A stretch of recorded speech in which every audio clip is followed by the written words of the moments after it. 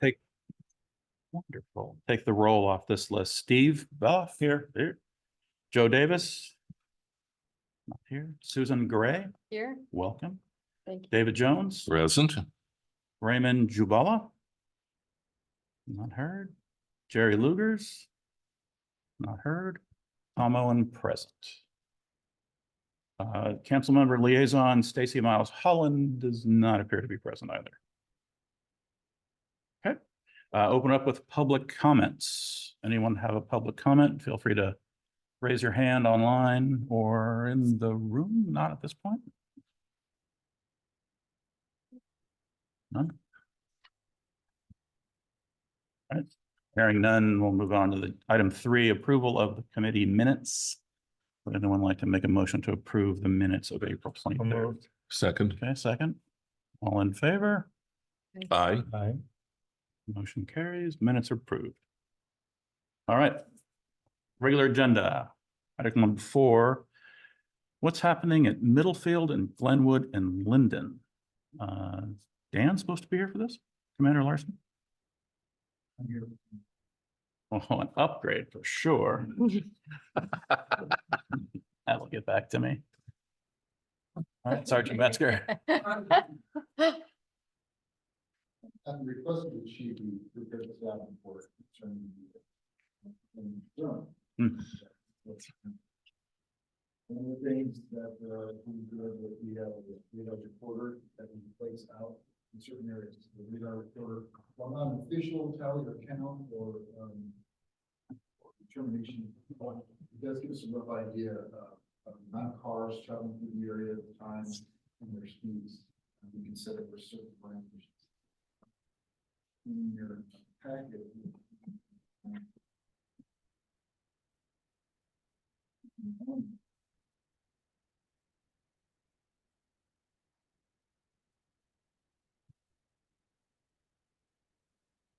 Yeah, here it is, the first page of the survey. Moving to the second page, you can see the distribution of this in one state of one state. May 15th to May 22nd, so 9 there. Roughly one, pretty much one. The counts of the cars you see on here may seem extremely high. I think they are high. I'm not exactly under the impression that we have. 500,000. Yeah, almost 500,000 cars traveling on middle road in areas in a period of time. I did the math on it. It's roughly 46 cars per minute, which during the daytime, I mean, that's you surpass that easily. But from 8, 9, 10 o'clock at night Until you can sit there for 25 half hours. That's 8 o'clock. So we think that maybe possibly what the machine did is cars, during commute hours, cars traveling slowly were being counted maybe twice, 3 times as they pass through the area there. But it got it up to that won't affect the speed, the average speed, the critical speed. They were measured by the radar.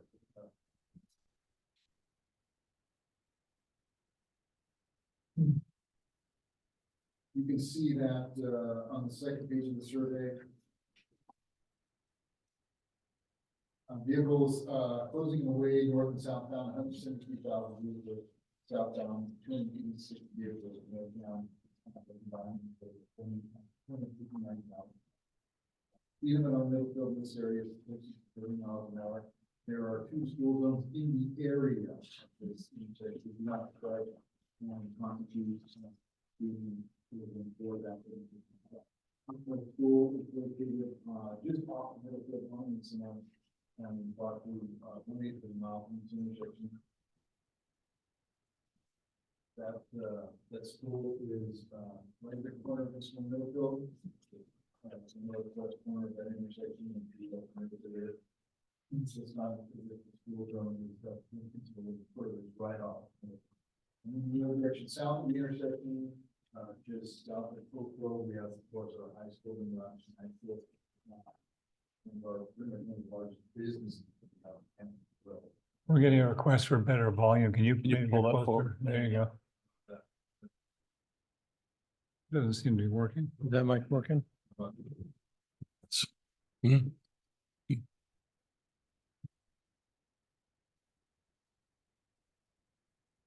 Is that better? Yeah. Yes. Okay. We have our high school with, I think, this year's count was close to, I believe, 3,000 students. So, and it keeps growing every year. For southbound, the vehicles under the speed limit percentage, under the speed limit was 27%. 34% of the vehicles northbound were under the speed limit for an average of 31.5, essentially 31.5% of vehicles were traveling under the speed limit. Good portion of that is most likely because that occurs during commute hours. Commute hours, you just can't get up to 30 miles an hour in either direction. Average speed for southbound was 25 miles per hour. Southbound was 26.6 miles per hour, an average of just below 26 miles per hour. Our radar counter was set for a minimum speed of 2 miles an hour and a maximum speed of 55 miles an hour. The 85th percentile, and I'm not sure how familiar you are all with also known as the critical speed. The critical speed, and I'll give just a quick definition, is the 85th percentile is the speed at which out of 100 vehicles, 85 of them travel at or below. So essentially, the common feeling is that 15% of the motoring public travel too fast. 85% travel at a safe rate of speed. They determine really by their speed what a safe speed is. And, you know, anything above that would be considered unsafe based on just merely a number, regardless of conditions or the environment in the area, you know, blind intersections and driveways, no, pedestrians or bicyclists in the area. Critical speed or 85th percentile for southbound was determined to be 35 miles per hour. Critical speed for northbound was determined to be 37 miles per hour. And again, and for an average of 36 miles per hour. And again, I want to just state that these are pretty rough numbers. You know, we have this machine, I don't know if you're familiar with it. We chain it to a post or a tree, and it has a radar unit inside of it. It can make a determination of if cars are coming at it or towards it, so it can make the distinction of which direction the vehicles are traveling, and measures their speed as well, and then records the amount of vehicles and their speeds. We can set the parameters for what types of speeds we would like to see. Minimum here was 2, maximum was 55. So anything above or below that, we just kind of washed out. So that was a determination of the average speeds in the area. And again, that's an average. You know, morning commute, afternoon commute speeds are a lot lower than that.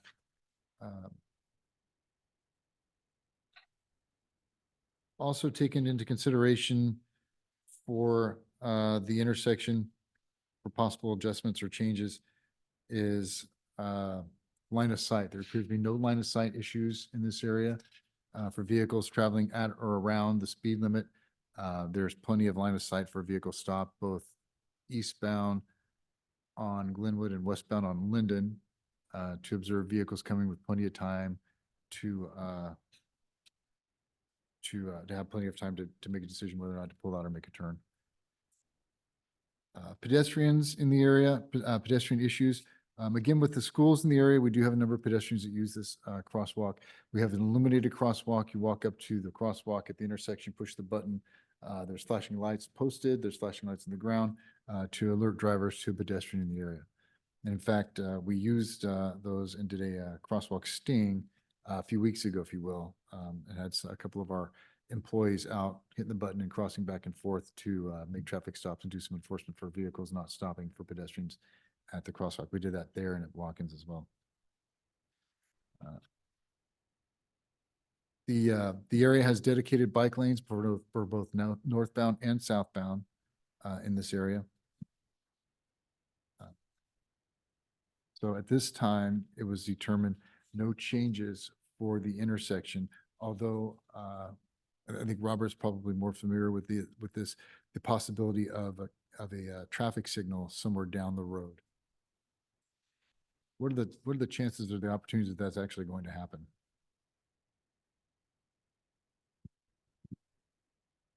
I think as we indicated at the last meeting, the mitigation measures for the Caltrain electrification project. One of the items included the installation of a traffic signal at the Glenwood Middlefield intersection. At this point, they're still on the preliminary stages. There's not been any design effort or anything yet on that, but it was part of their environmental impact report mitigation measure requirements. And who's, Caltrain. okay. What's the time frame that they would consider something like that? Consider, it's already been, I mean, it's. When would they decide? Well, I can say that they've started the dialogue with the town, and so we had one preliminary meeting with them to talk about issues and constraints. But we haven't had a follow-up meeting since then. I think that they were going to do some additional background verification of things.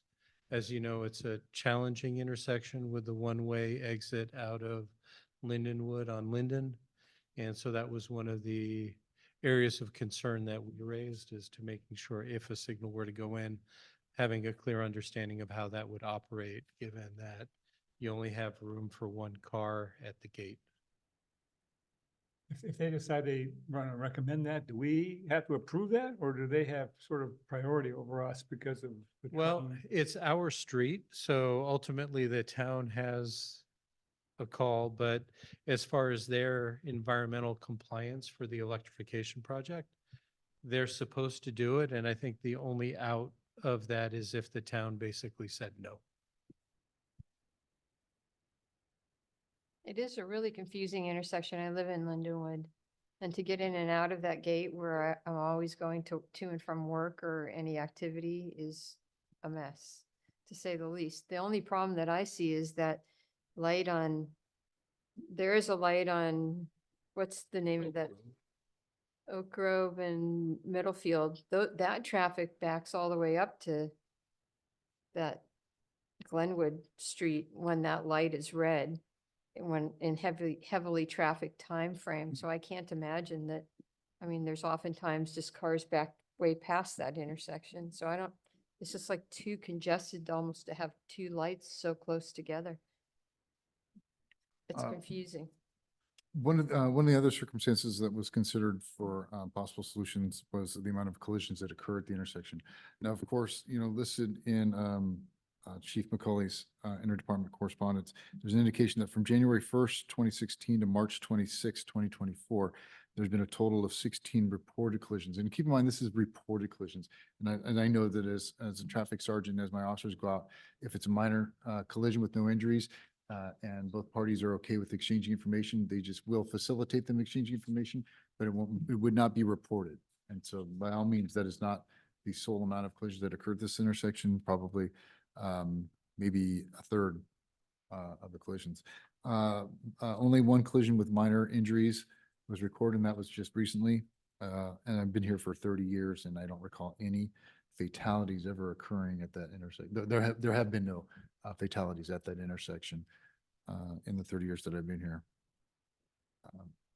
Some of the, I know some of you may recall some of the things that were discussed as far as remedies or changes to the intersection was making it a right turn only from eastbound Glenwood onto Middlefield, or just restricting the intersection completely, no access to or from Glenwood from Middlefield.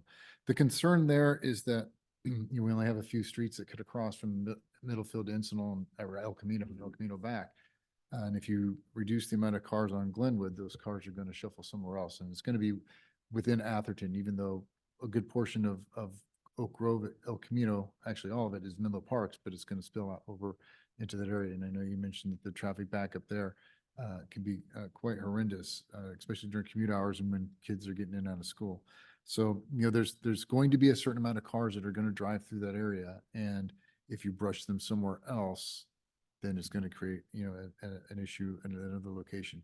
I know that oftentimes Watkins, in the mornings, eastbound Watkins to Middlefield, cars can back up pretty much almost to the exit of HP Park. That's quite some distance there. Yeah. And then, with Encinal, we have the school there. I guess you'd want to think, a consideration for the fact that, do we want to put more cars on the street with school kids? That already has an issue, especially in the afternoon from approximately 2 o'clock to 3:30 with vehicles trying to turn into the school parking lot, backing up, and cars passing over the double yellow into the bike lane. So those are, right now it's the police department's suggestion that there be nothing done at the intersection, of course, with the possibility of maybe a traffic signal later down the road. Out of curiosity, I'm also a resident of Lindenwood on the north side. And we use James almost exclusively. Is there a way to time the light at Enstnall and the light at Marsh so it creates a better break for folks to get out? It's, if you're gonna move traffic through, it's gonna stop somewhere. So then you're gonna get the backup at Marsh, at Middlefield Marsh. If you can join the traffic signals, at some point they gotta stop. The cars are gonna have to stop. So you just kind of. Well, I changing- mean, in point of fact, what I wind up doing if I'm turning left out of James onto Middlefield, headed south, I wind up, depending on the time of day, I wind up having to wait for a break in the traffic southbound from Marsh. And usually that break happens because of a light change, but also a break in the traffic northbound with a light change at Enstnall. I'm just wondering if there's a way to improve the timing. I'm assuming they're not linked at all. Improve the timing between them so that it's happens more often. Let me interject. So they don't directly communicate, but they are synchronized in terms of timing via GPS clock at each of the signals. And we just finished a project, I think last year, retiming all the signals. Interesting. So And that's is that why you pro- can, sorry, go Is ahead. that project in effect now, the results of that? It's been in place for the last year almost. What is the impact of that? How does that work?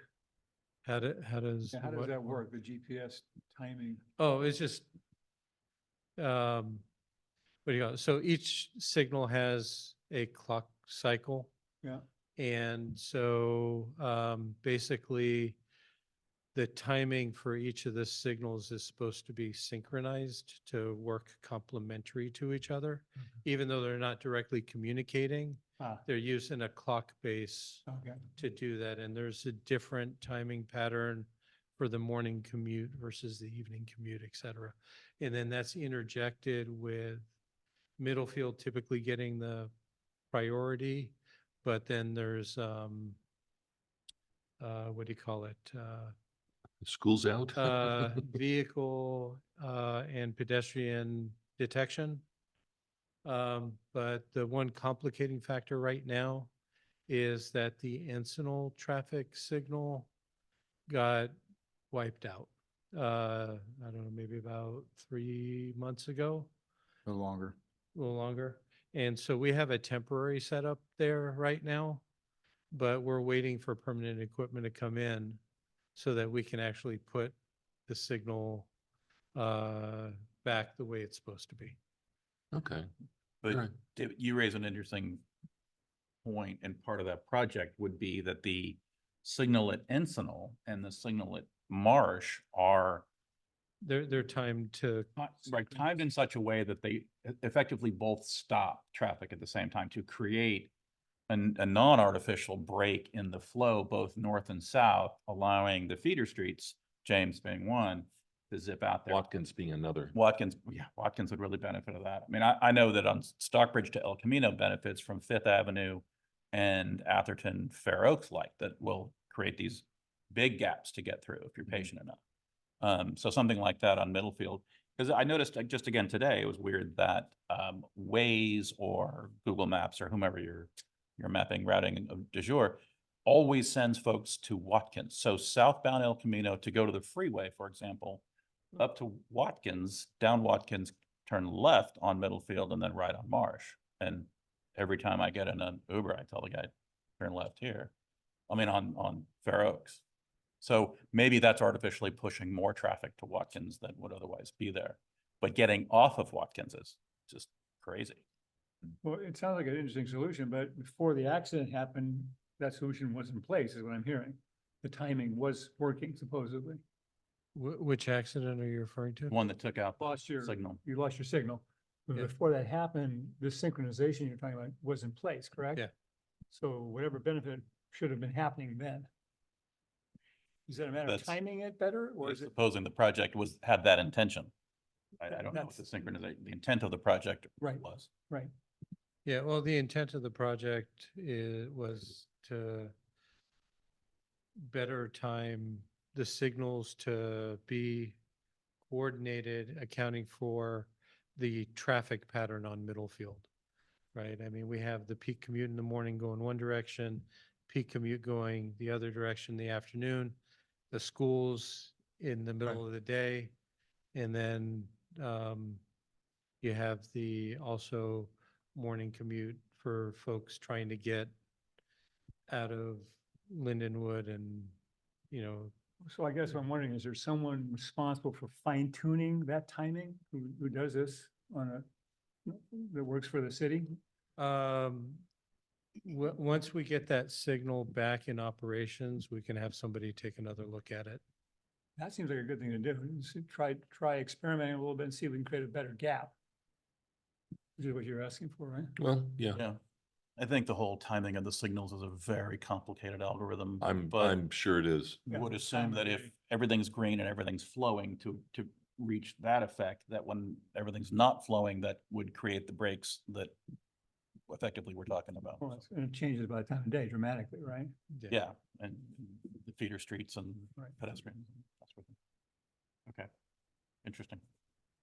I wonder if a four-way stop's ever been entertained there at Linden and Middlefield versus a traffic light. A stop sign on Middlefield then? Yeah, like a four-way stop. I think you would see a lot of backup on Middlefield. Tremendous. Right. Yeah, which would- without, Yeah. And we've seen it when the light at Encinal goes to blinking red mode or Oak Grove goes blinking red, then. it's that's really slow, chaos. Yeah. chaos, okay.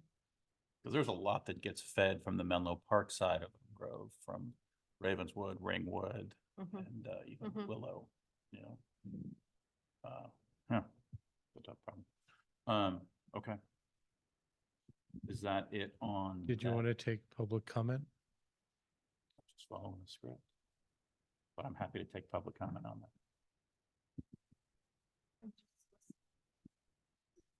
We had a lot of public comment.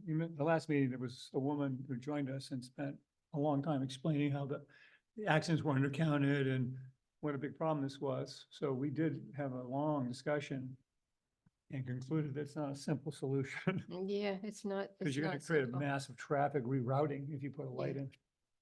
Right, that was, I think that's what we came to. Yeah. Okay, I don't think we have any raised hands, but we did get a chat comment from somebody that lives on the 100 block of Glenwood thinking that a light is necessary. Duly noted. Thank you, raised hand. All right, so close out that topic, move to regular agenda item number 2, Alameda de los Pulgas Traffic and Safety Improvement Project.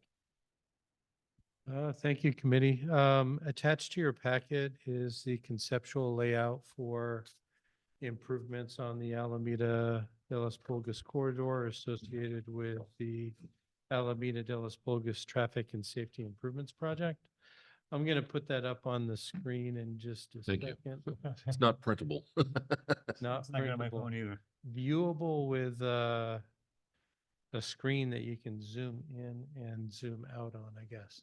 So give me a second here. I'm going to share it on the screen and I'm going to kind of run through a couple of items. Here we go. Hopefully you guys can see it, but basically the project starts at the near the Mills Avenue intersection in unincorporated San Mateo County. I'm trying to get my little thing to be able to zoom in. So give me a second here. Mills Avenue, that's. Mills Avenue, that's North of that's Stockbridge? south of our town limits. Our town limits stop in the middle of the Camino al Lago intersection. Okay, So here you'll see the Camino al Lago intersection. So right down the middle there is the county, the limit of the town with the county. And then to the north, between Camino al Lago and Mills Avenue, there's a mid-block pedestrian activated signal typically used by the school kids in the, early morning for getting to school and when they leave. So the project proposes to eliminate that mid-block crossing, taking out that traffic signal and moving the crossing and installing a new traffic signal at the Camino al Lago intersection. And so here you kind of see a depiction of that with some curb extensions that will be needed to provide for the traffic signal equipment, as well as to try and shorten some of those crossings. This right now is just conceptual level. We will have a public engagement meeting. I think it's planned for June 20th. And so notification letters will be going out for that to area residents in the not too distant future. I think we're going to try and get those out by the end of the week. So here you have the school parking lot exit just to the north of Camino al Lago. They're allowed to make right and left turns out of that. That's followed by the Walsh Road intersection. And then moving towards the north, the next major intersection is the intersection with Atherton Avenue. And so here's just kind of that first curve going in. I'm going to get over to the other part in just a second here. Let me scroll over. And so in the project scope, currently there's the installation of a traffic signal at the intersection. But following the approval of this design contract, the council asked staff to look at, to take another look to confirm whether or not a roundabout would fit in the intersection. So that's a separate thing that's ongoing. So though this is depicting a traffic signal, that's currently what's in the project scope. Separately, there's that alternate evaluation that's going on by a different consultant. Let me understand, is the intent with the signal to help with the traffic flow, particularly during commute hours? Is that the reason for the? Well, traffic it's signal? to help with traffic flow, period. Right now, there's a significant backup in the morning in the southbound direction Right. and a significant backup in the afternoon in the northbound direction, to the point where, Sergeant, correct me if I'm wrong, that backup goes almost to the school And sometimes beyond. and Camino sometimes Lago. beyond the school in the afternoon, which sometimes diverts folks down Camino al Lago to avoid Ooh, the traffic signal, or sorry, to avoid the four-way stop. Right. The wait on Atherton Avenue isn't as long, it's a lot shorter. But if there is no control on the Alameda traffic, nobody's ever going to get out from Atherton. Right. Correct. So this depiction shows, we currently in our bike and ped master plan have a bike lane proposed on Atherton Avenue. So this accounts for that by providing that bike lane, a right turn lane from Atherton onto Alameda. And then currently we have a through left, and it's a free right with that little pork chop island. And so that's being eliminated with the intersection being squared off. And you'll see some additional treatments along the bike lane to provide for that enhanced protection of the cyclists to reduce the vehicles going into that bike lane. Go ahead. so I'm just curious, is there a general, do we have a view as to the difference between a roundabout and a light in terms of what's safer? Is there a general view on that? a general view. I think that, the previous analysis that was done on the corridor said both would work and would improve traffic mobility significantly. The reason why the roundabout wasn't recommended at that time was basically because of right-of-way and other constraints. And so that's being reanalyzed. It's making sure that the roundabout is sized appropriately for the volume of traffic that we have is really going to be the key. In addition, in the, call it the lower left corner, there's a large transmission electric pole. And then in the upper right corner, there are some utility cabinets above ground. And so we need to make sure that they appear to fit with the traffic signal. We don't know what the impacts of a roundabout would be. And so once that analysis is done, we'll bring that back to the committee for What's for the s- feedback. What's the speed limit on Alameda? I think it's 30? 30, 30. except for near the school during school zone.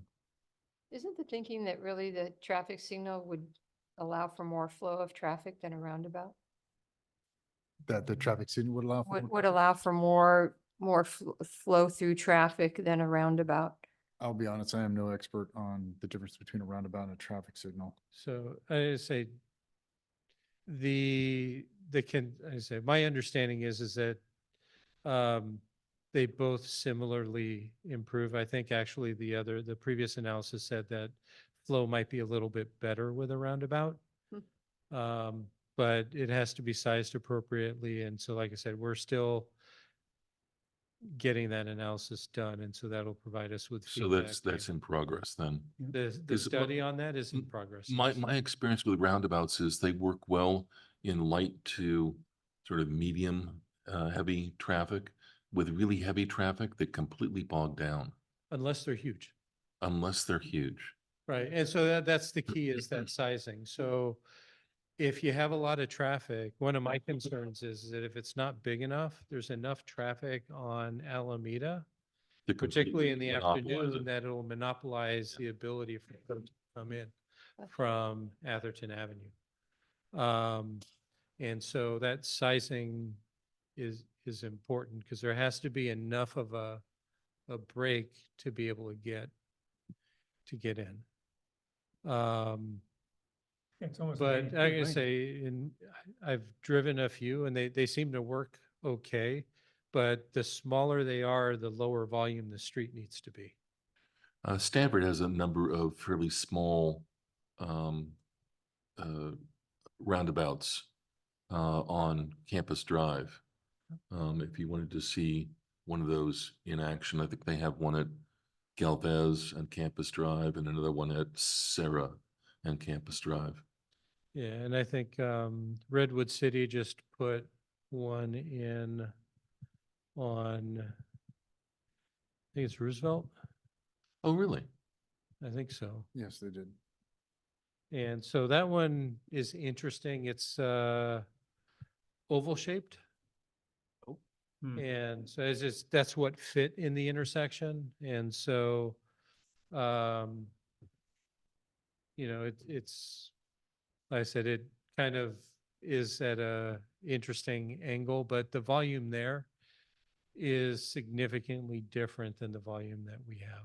I mean, I think, about 15,000 cars a day or something like that on the road? Or Right, yeah. Not Roosevelt's the a- 500,000 on. No, no, no. Middlefield. So, like I said, so that's in progress, but regardless, we're looking at the entire corridor and making the improvements. Again, kind of some additional separation on the bike lane. And then as we get towards Stockbridge, separately funded is a project to put in a rapid flashing beacon crossing. I think you might have recalled that from a previous grant application. We didn't get the grant, but the town is trying to move forward with the project. Again, this is another one of those areas that the right of way is split between the town and the county. And so the north leg of the intersection is actually within San Mateo County. So we need to work with them to get this project. So where this diagram has the crosswalk is county jurisdiction? The crosswalk is in the county. They've already built the ramps for it. Back when they did the slurry seal about a year and a half ago. So the ramps are there. There's just no striped crosswalk. The idea being is that if you stripe it, it gives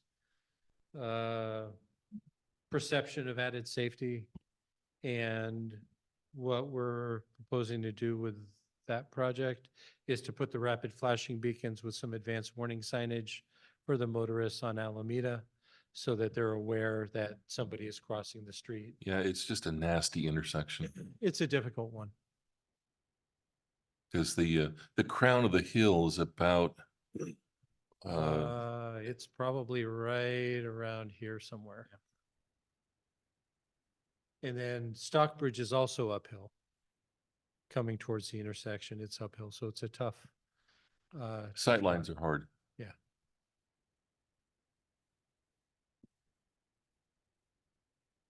And then the other aspect is, I don't know if you can see, but that north corner on this side is a little bit around a curve. So when you're coming northbound on Stockbridge, it's a little difficult actually to see the corner. Going up the hill, coming west. Coming from Westbound. uphill, going. Westbound on Stockbridge, What's that? westbound on Stockbridge. No, here, let me pull something else up to better illustrate. You should try biking, taking a left on Stockbridge. That isn't a death-defying maneuver. Yeah, All right. I tend to avoid Stockbridge, even in a car, because it's just. Thank you. You're welcome. Okay, It's just. so so what I was difficult. getting at is that as you're driving here, the corner is like right there. Okay, so yeah, northbound. Northbound Alameda. on Alameda going Up to towards Stockbridge. Stockbridge. Yeah, And the vegetation is different than it is here, but you can barely see Yeah. that, the further, I mean, it's not an easy corner to see from far away. So that's why we were gonna have, our intent is to have some advanced signage that's tied into that rapid flashing beacon. And the flashing beacon will be the above grade signs. Yeah, On so either side of similar the to what street. we have at the Glenwood intersection, or there's a couple on Valparaiso. Pedestrian activated, you hit the button and it strobes yellow to advise traffic. to And, keep and that- with any luck, cars stop. Yeah, with any luck. Right. So, We can come back to that topic with Sergeant Metzger and the crosswalk survey recently done. so, basically, we're providing that for, the concept designs provided for feedback. We're planning an outreach meeting on the 20th here. And so, it'd be great if one or two of you can make it to that meeting 20th of June. of June. Yeah, I'm out of town. If not, that's all fine and good. It'll be staffed with our consultant giving the presentation and basically collecting feedback. Yeah, That'll is be there- in here. what time is it on the 20th? I believe it'll be 6 o'clock on the 20th.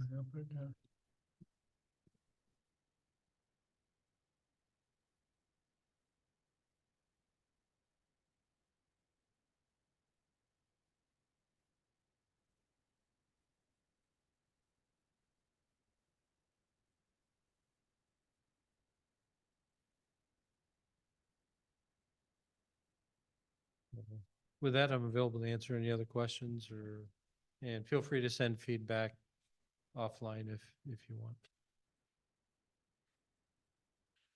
I'm just glad that Something's being done. Who's right? Oh, there's Raymond.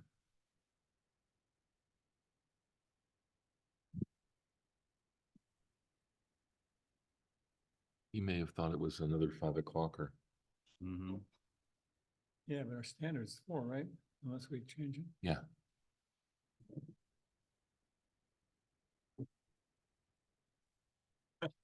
All right.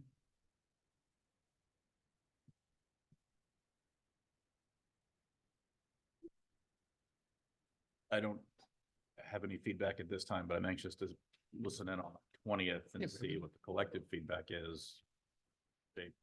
Some of the thoughts I have. Your presentation. Certainly. Yeah. Okay. Any public comment on that particular agenda item? We've been looking through the Well, I think just for the record, we'll note long that skinny map of Raymond Alameda. came in Yeah. for the meeting. Closing Email. out that item, for the record, Raymond arrived just in time for item number 3, which is the best time for future meetings. I think you might have an opinion on that. Yeah, apologies again. No worries. Normally, the normal time works just fine. Okay. Which is 4 o'clock, just 4 o'clock, yeah, 4 o'clock. I don't see any upcoming issues with that. okay. I'm not sure where this came from other than just in general. But it, I would imagine we need to set dates for fiscal 25. Is that right? I think there's been some issue with quorum and people's ability to attend a 4 o'clock meeting, and I think that's where it came Ah, so can we assume that the folks that aren't here today are the ones that have trouble attending a 4 o'clock meeting? from. At least one of them. The other one's on vacation. Yeah, it's kind of tricky with Memorial Day. You know, it's a long weekend. People took extra time. And the option is to move it further or later, right? Later. So 5 o'clock, Like is that? 6 o'clock, I think, was the, 6 o'clock? I think that's an option. because people were, option. I have a shaking head. Dinner is rude. I was gonna say, yeah, some people probably work. It's not the reason for my tardiness today, but, I would say I agree, 6 o'clock is a bit late,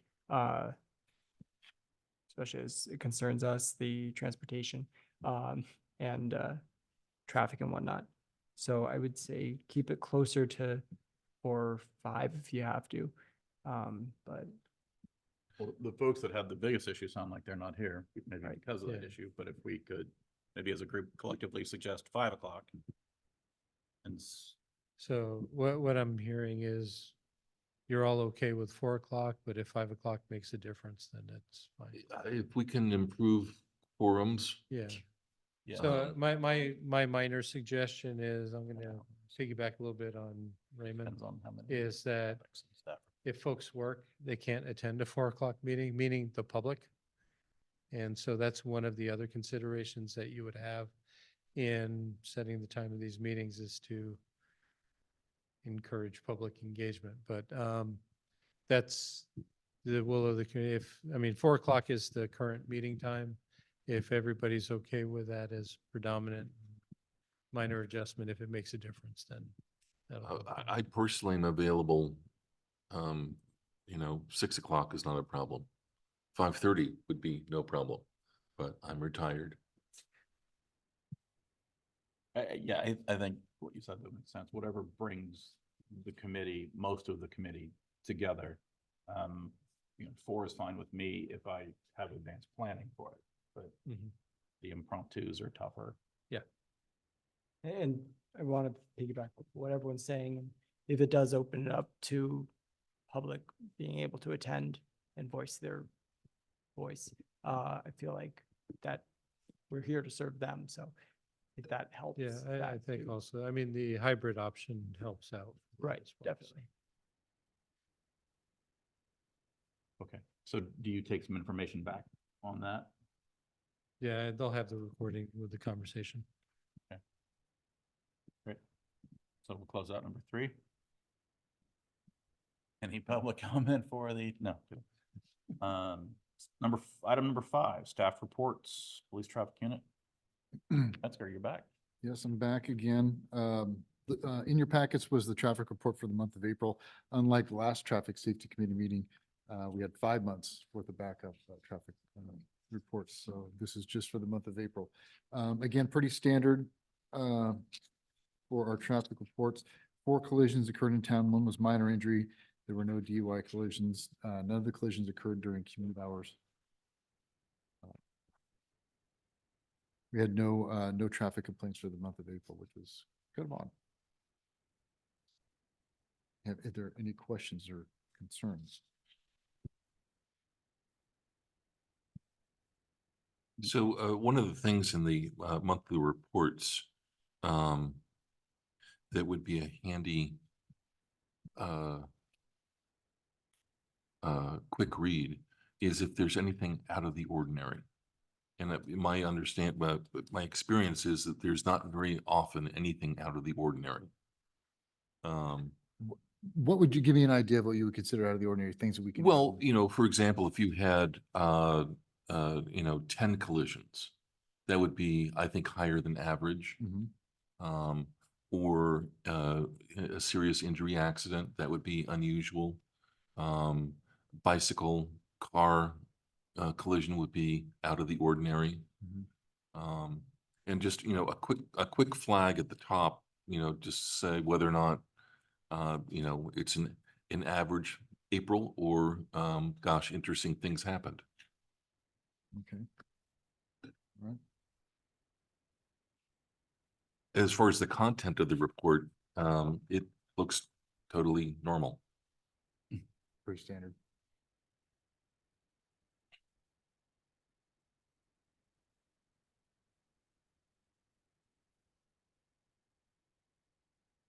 Update on that.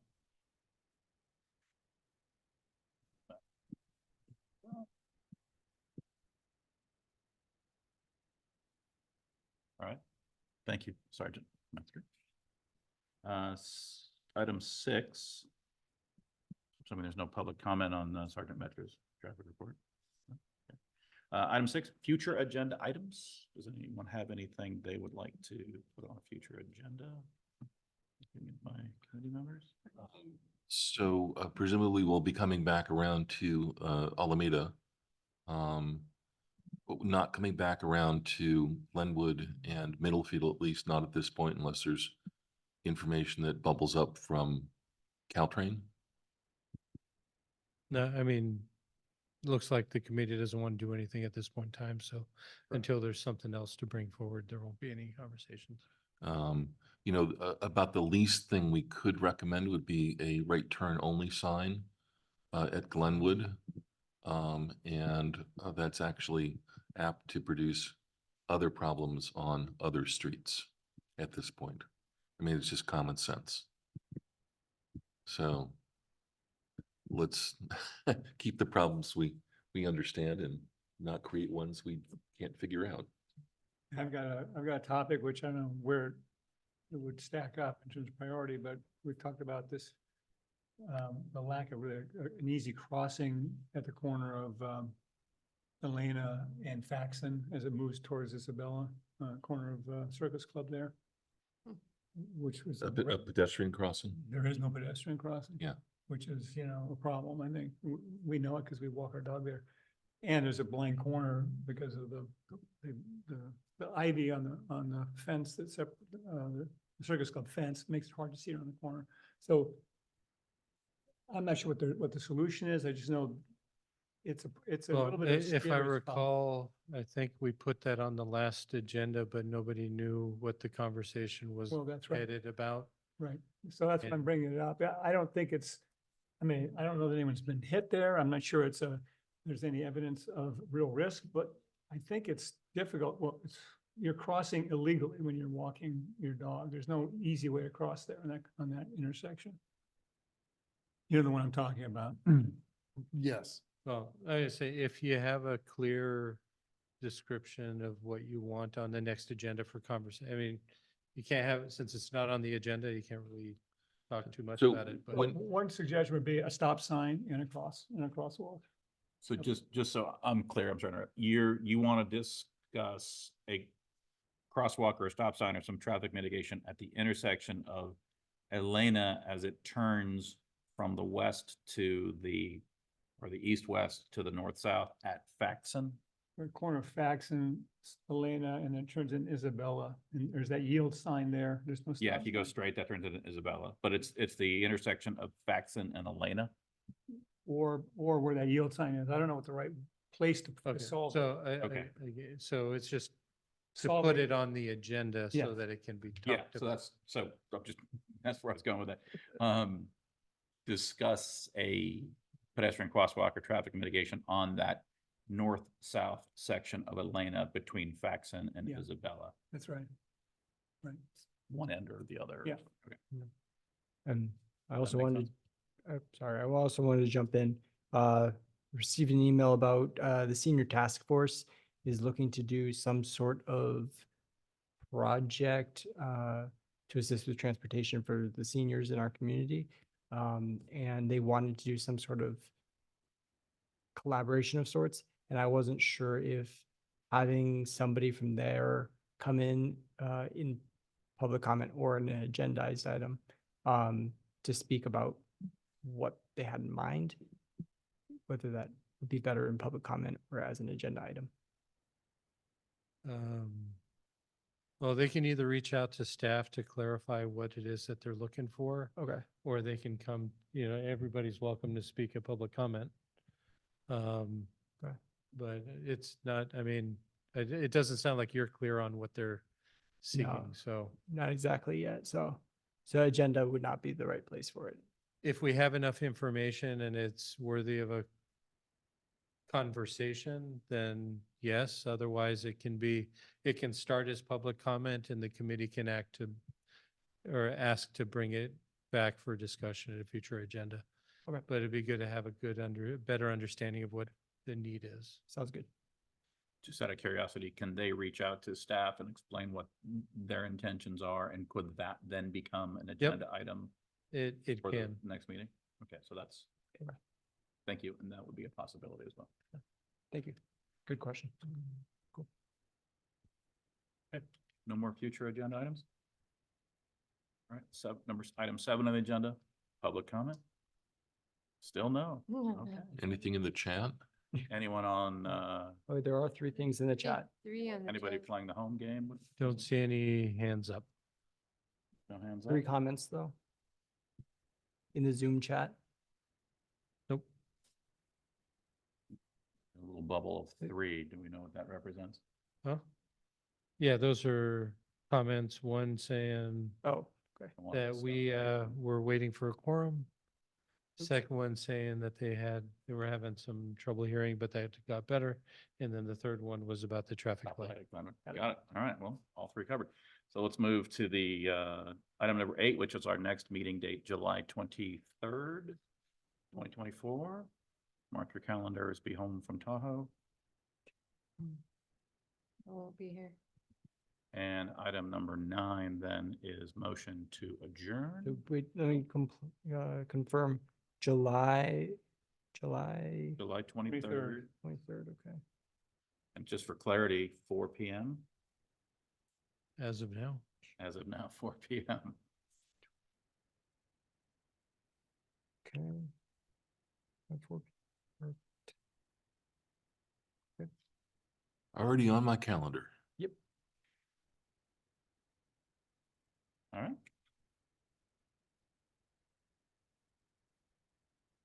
That's that. Would anyone care to motion for adjournment? So moved. Second. Second. All in favor? Aye. Hi. So that takes us to 5:09. Thank you, everyone.